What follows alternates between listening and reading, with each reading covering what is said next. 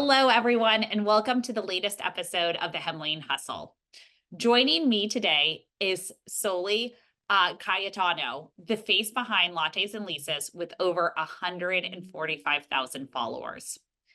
She's also the founder of the Out-of-State Investor Academy, where she teaches real estate investors how to get to financial freedom by purchasing rental properties. She started her career serving lattes and moved from there to leases, where she has built her own real estate portfolio to over 45 rental properties in 4 years. In this episode, you'll learn more about Soli's journey into financial freedom and how she spends her time today. Soli, welcome to the show. I'm so excited to be here. Thanks for having me. Great. Well, thanks so much. And I know that we initially met at a conference a couple years ago, and you had started out, I think at that point you had 20 rental properties. Walk me through that journey from starting in commercial real estate. So you went from serving lattes to going to commercial real estate to building up a portfolio really quickly. How did you do it? Yeah, big question, loaded question. But I started working at a coffee shop at 14 years old, so very young, serving lattes, which is where that name came from. In college, got into commercial real estate, so office leasing. I was basically handling and managing big corporate real estate portfolios, leasing office space, selling office buildings. But when the pandemic hit, it was a very, very bad time for leasing office space. As you can imagine, nobody wanted to be in the office. And so at that time, I was graduating from college. I had just signed a full-time job offer for leasing office space. And I just like the longer that the pandemic lasted, the more I got freaked out that I wasn't going to make any money. This was a commission-based job. If I didn't lease office spaces, I wasn't making money. And so I very quickly started thinking about how I could take my savings from working the last few years through college and try to produce some income for myself so that I could start buying my groceries and paying for my rent if I didn't end up leasing any office space. So that's kind of how I got the idea for buying my very first rental property back in 2020. Great. Now, question for you. Most of the listeners, when they were in college, would not have enough money to purchase, I mean, enough properties, which I don't know if your number was 10, what the cash flow on these properties was, but essentially certain number of properties you need to have that financial independence. What did those numbers look like for you? And did you take on any outside capital through that process? And how did you think about that? And then my second question on it was, how did being in commercial real estate help you with that? Was there anything that you learned through that journey to make sure that it was easier for you to purchase multifamily, single family homes, et cetera? Yeah, so I didn't come from a rich family. I didn't inherit any money. It was just through a lot of hard work that I bought my first rental property. So I started working in commercial real estate at 19. So through 19 through 22, I basically worked a full-time job alongside going to college. I got a full ride to college. And so thankfully I didn't have to pay anything there. And so every dollar I made, I ended up saving. I was at the time a very good saver. I would put all of my money into a bank account. I would live the most frugal lifestyle I could live so that someday I would be able to then take that money and live on it. I don't think I really understood the concept of investing until I got to the point where I needed my money to work harder for me. So as I was in commercial real estate, you don't actually learn that much about investing. It's more of like you're an intermediary between a company and a landlord. You're that middleman who's like negotiating a deal for the two people. But I think it actually did translate to investing out of state very well.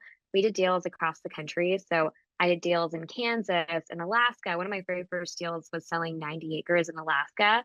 And I didn't see that property the entire transaction. Funny enough, I saw it maybe 3 years later because I was on a trip to Alaska.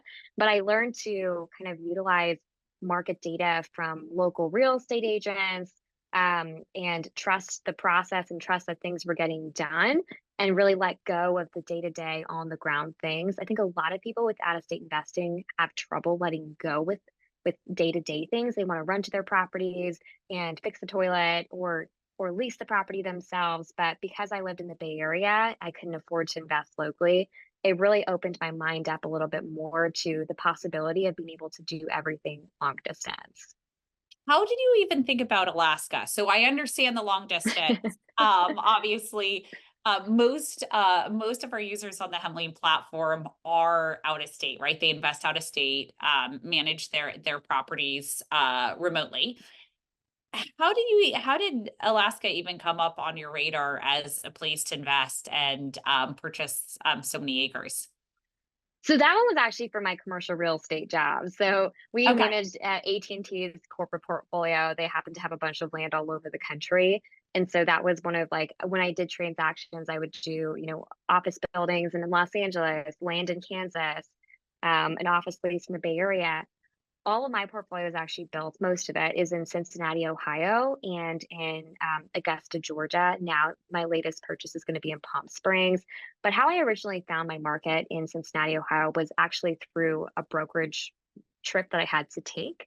And so I was helping a client out there. I flew out for work. They were doing a big office lease. And when I got out there, I think as a Bay Area person, I didn't have many expectations for Cincinnati in the Midwest. I thought Yeah. I would be okay. I don't know. My mom's from the Midwest, but it wasn't like I wasn't expecting that much. And so when I got out there, I was so surprised by how many young people I saw, how active everybody was running, they had dogs, like, the food was incredible, there was new construction going up everywhere. The broker who I went out to go see actually mentioned that he owned 8 rental properties, and they had doubled or tripled in price in the last, whatever, 10 years, and so, I guess, like, mentally, I was like, "Oh, like, this place is really happening, I didn't expect to find this market." When I looked at Zillow and I saw $100,000 purchase prices, I think I was mind blown. As someone who comes from the Bay Area, you can't buy Yeah. anything for less than $1 million, and I think very naively, I didn't even know that that existed in the world, and so to me, I was like, "This place is amazing. The houses are $100,000, and you can actually make money investing here." So that's why I chose that market. And how many properties did you purchase in that first year? 25, really fast. I scaled very quickly. I bought my first property with my own money, with my life savings, and then I ended up through a combination of partnerships with other people and learning how to raise money from other people. That's how I really started to scale. There's a lot of different ways to fund deals. It could be with your money, it could be with other people's money. There's a lot of really cool loan products, and so as I kind of dug into real estate, I uncovered a lot of different options for funding deals, and I became like just obsessed. And I kind of, the whole time I shared my journey on Instagram. I think what was really critical though was changing my full circle. So before I was in college, what college kids prioritize, like they're going out on the weekends, Party. like maybe they're partying, they're excited to maybe get their first job and to buy a Louis Vuitton bag or something. But when I completely shifted my circle and surrounded myself on Instagram because it was during the pandemic with real estate investors, entrepreneurs, people who were taking really big risks with their time and their money in order, like delayed gratification, in order for someday to be able to live the lifestyle they wanted. It completely changed my priorities in life and my goals.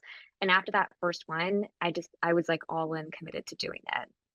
Talk about, I love that delayed gratification. I almost feel like with Instagram, it's instant gratification with a lot of things. So, how did you stay grounded? How did you say, I'm going to keep my head down and continue to purchase properties, find the right investors or loans, which we'll get to next. For these, how did you stay grounded to have that delayed gratification? And walk us through some of the habits, maybe structure you put in your day to day to get there. I really think it comes down to the people that you surround yourself with and what they prioritize. Like the whole thing of you are the average of the 5 people that you spend the most time with. If all of your friends are mad at you for not going out with them, if they're asking you, if you made so much money, why do you drive a beat up car? Or if they're like, why do you live in a little tiny 1 bedroom apartment when you could afford more? Then very gradually you're going to end up, inflating your lifestyle to please the people who are around you. I think it's just natural for that to happen. All of my friends just had different priorities in life. We kind of looked at, when you're looking at your net worth and how it's growing, that's directly correlated to your investments and not the amount of shoes that you have in your closet. You know, it's like we would much rather cook food together than spend $300 going out to dinner. And so it's really when you have the right community, it's hard though. I got forced into it because it was the pandemic and all of a sudden the whole world shut down and I was able to rebuild from scratch. But I think a lot of people who have current friendships or maybe a current relationship or current family who doesn't really support that, it takes a really conscious effort to be able to find a new community that does support your goals. Yeah. Yeah. It's like the Malcolm Gladwell book, when they say, why would you send your kids to a private school or, something like that, spend that money? And it's because the people around them will influence them more than their parents, or other relatives. And so the point is to be surrounded by the right people. And it sounds like you really found that during the pandemic. Walk me through, you mentioned loans and being able to find the right financing. Walk me through what you did there after you purchased your first couple of rentals. You're out of your own cash. How did you go through that process? What resources do you look at online? And then what financing did you take? Yeah, so my second deal was a combination of private money and conventional financing. Private money is simply just like you and me. You could be a private money lender, anyone that you bump into on the street, your Uber driver, whoever, like your cousin, your dad, your neighbor, anybody can be a private money lender. Basically, it's just they have money that's sitting that they would like to put to work. And the reality is that a lot of people don't have the time or the energy or the desire to learn how to invest in real estate. So it's really cool as you get to provide them the opportunity to invest with you. They do nothing, but their wealth multiplies with your projects as well. So that was kind of a big unlock. I learned it very gradually. The first one, probably the only time I worked with a family member was that first time. And then as I started to, share about it on my Instagram, more and more people asked to reach out and said, "Hey, how can I partner with you?" It's a very organic conversation. I think it's actually a lot easier than a lot of people think it is finding private money lenders. The world is so abundant with money. It is so much less abundant with time and skills. And if you can kind of unlock that and you can know how to invest in real estate, a lot of people are going to want to come work with you. Combination of that and hard money. So hard money is essentially like a high leverage fix and flip loan. So there are different banks who will fund a lot of your purchase price and all of your renovation in exchange for a higher interest rate. When you're doing, flips or the BRRRR strategy where you're fixing up and refinancing a property, you can utilize these really higher interest rate loans temporarily as a bridge loan and then refinance it after the fact. So that's kind of what I did over and over again, primarily using the BRRRR strategy where I would buy it, fix it up, refinance it, and then pay back the lender. That's pretty much how I grew my whole portfolio. That's amazing. And do you think that still works with the interest rate climate that we're in today? It is harder to make it work. Back in the day, I think you could like we had some perfect BRRRRs where you're basically refinancing all your money out or even more and having, you're getting a check at refinance, which is pretty cool. Nowadays, I think that like property values are not going up at the same rate that they were in 2021, even 2022. They're, stagnant or maybe even going down a little bit. And so you're not really getting as much appreciation in a short span of time. And then interest rates just kind of, crush cash flow a little bit. I Mhm. will say that there are still markets and deals that work nowadays with the deals that I'm buying. I'm prepared to leave a little bit more cash inside the deal. It's just significantly less than what I'd have to leave in if I had to do the project all myself. Okay. Okay. I gotcha. Then let's walk through, we spoke about interest rates and residential. You've decided to go into a hotel now. So you're buying 13 units, right, as your next investment. And it's not on the residential side. So walk me through how you think of residential, commercial, and when to do which one and kind of the pros and cons with each. Because I think most listeners on this are in the residential space with rental homes. But how did you think to go into commercial and hospitality now? Really, it's more of like a creative passion project that happens to make a lot of money. Okay. I built up so, like, I think of residential in terms of, like, 1 to 4 units, something that would qualify for a conventional loan. Mhm. And then there's, like, the multifamily commercial, which is 5 plus units, which is technically considered to be a commercial product. I have multiple multifamily properties. They are a combination of long-term rentals and midterm rentals, which I like both of those strategies. When you do a lot, I've done a lot of flips over the last 2 years too, and they are very much like, cut and paste designs where it's like the same carpet, the same flooring, the same fixtures, and it's amazing, from a process perspective and being able to churn a lot of them out. I'm just a very naturally creative person, and at some point, I wanted a project that would be very really fun and challenging to work on, and that's kind of where the boutique hotel comes into play. Boutique hotels are somewhat similar to short-term rentals, but they're on a commercial level, so where there are a lot of, regulations with short-term rentals, and you hear every other day that some city is banning them forever. Commercial properties have a different type of zoning. They have a different type of like permit, and so they're not going to be regulated in the same way as short-term rentals, but they do give you that increased cash flow that is harder to find with a long-term rental property. Yeah. Walk me through also short term then versus long term. And the reason I bring this up is short term is very much of an experience. It's very much of hospitality.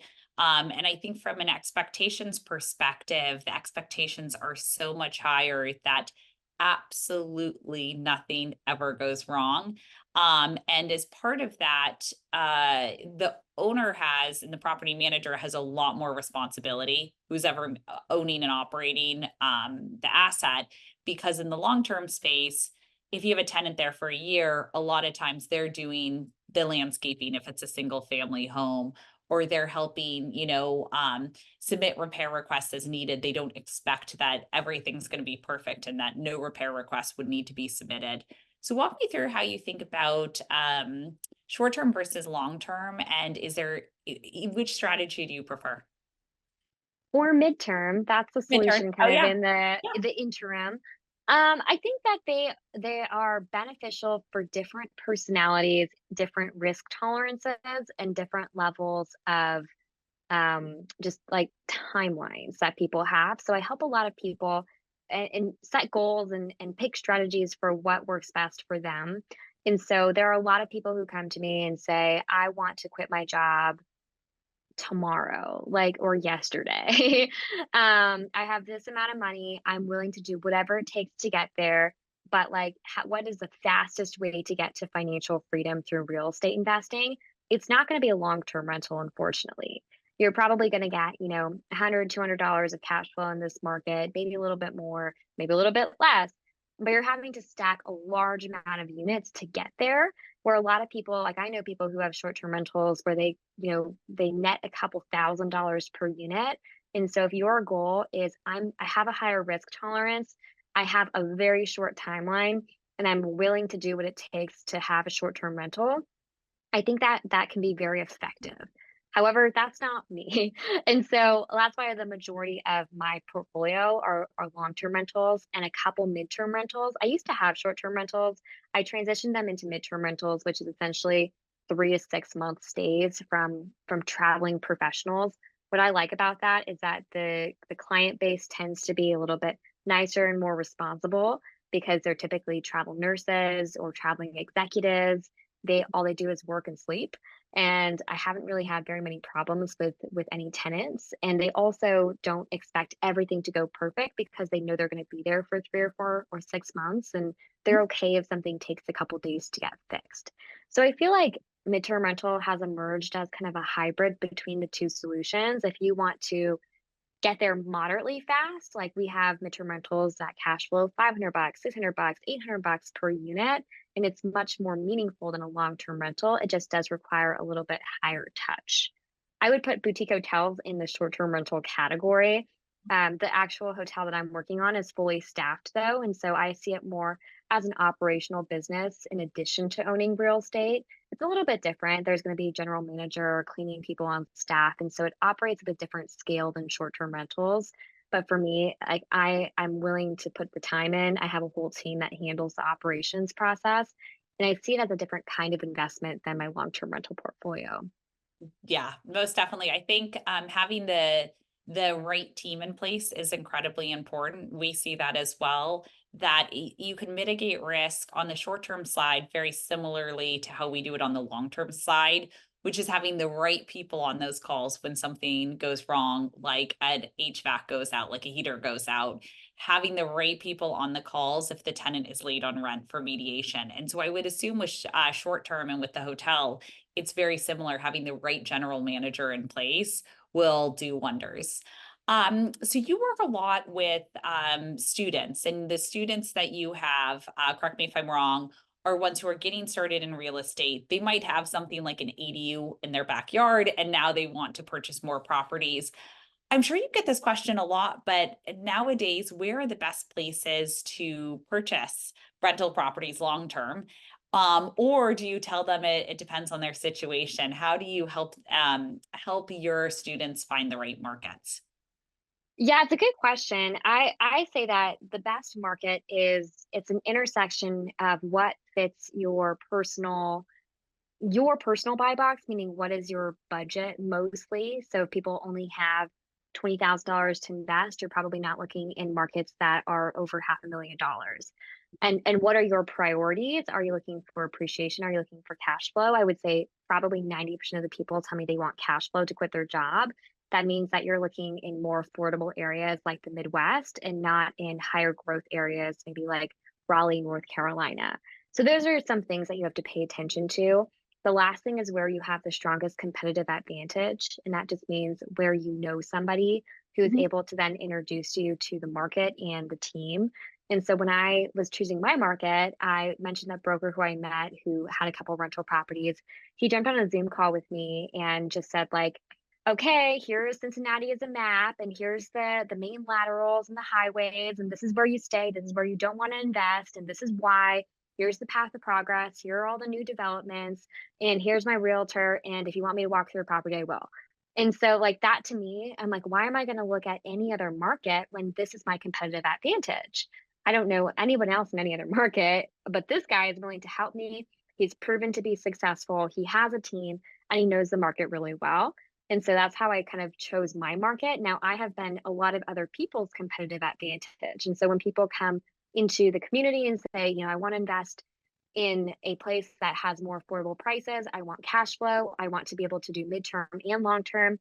I say, okay, what about Cincinnati? Because I have a team there and I'm happy to give you my team. There are a lot of people in the community who are investing in other markets like Oklahoma City or Evanston, Indiana. And like those are all great markets. It's really do you have a team there?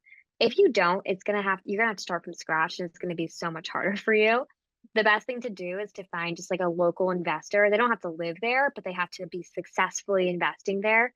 Jump on a call, become their best friend, have them walk you through the market and share their team. That's like a shortcut to picking a market.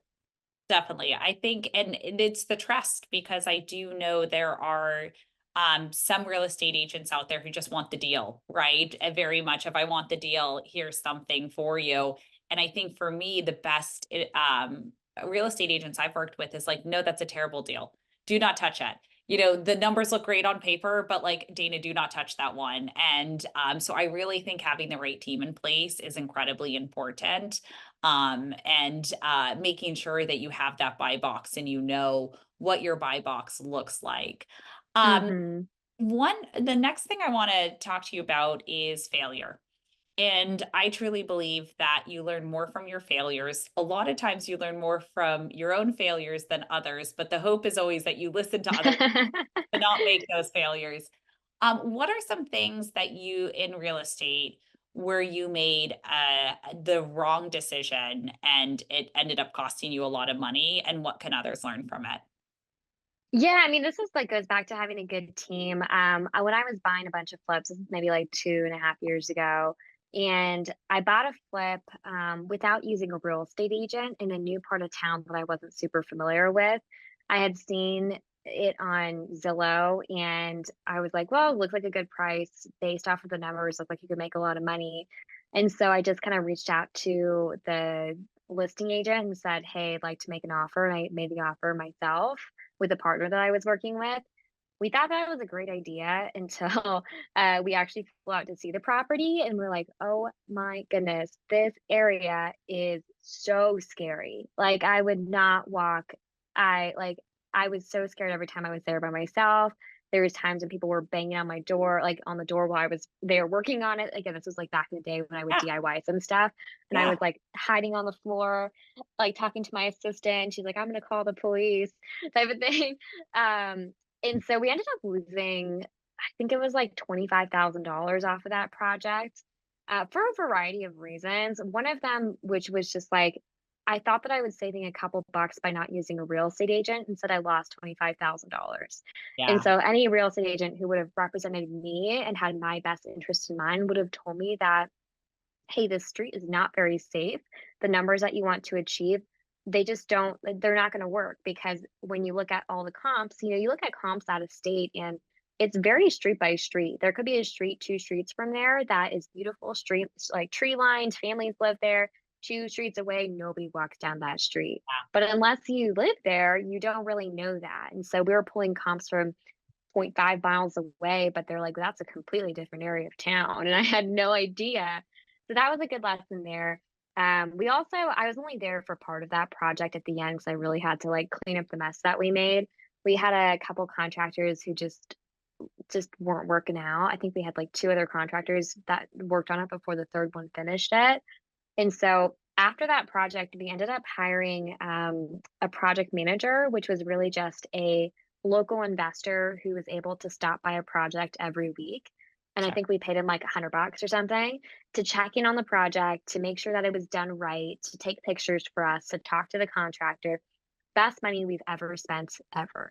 And we work with him to this day, we learned the hard way that contractors aren't, even general contractors, you could love them, you could trust them, but they're probably going to take a picture of like this corner when that corner is just a disaster. And if you don't have someone on the ground who's kind of walking through, a third party who is on your behalf working for Yep. you, then you can very easily pay a $20,000 GC bill for work that's hasn't really been done.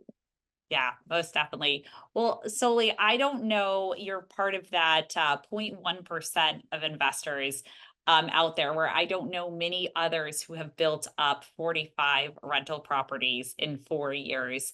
Incredibly impressive. Anything else you want to share with our listeners today in the podcast? Oh, I feel like if you're just on the edge and getting scared to jump in, just do it. I think a lot of people want to know that they know what's going to happen. They've prepared for all the worst case scenarios, and they've got every single thing lined up. But the reality is like you're not going to really learn how to swim unless you jump into the water.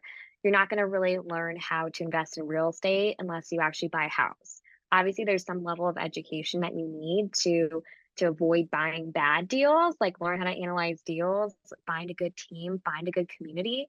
But besides that, you gotta like, every good thing is on the other side of fear. And so you just gotta take the jump and realize that the first deal is not always about the money, although we hope to make money. It's about all of the lessons that you learn in the process and being able to implement those lessons on the next one.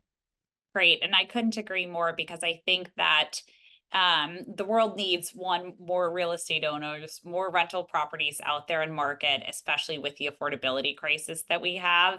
And the most challenging part of it is getting in and getting your first rental.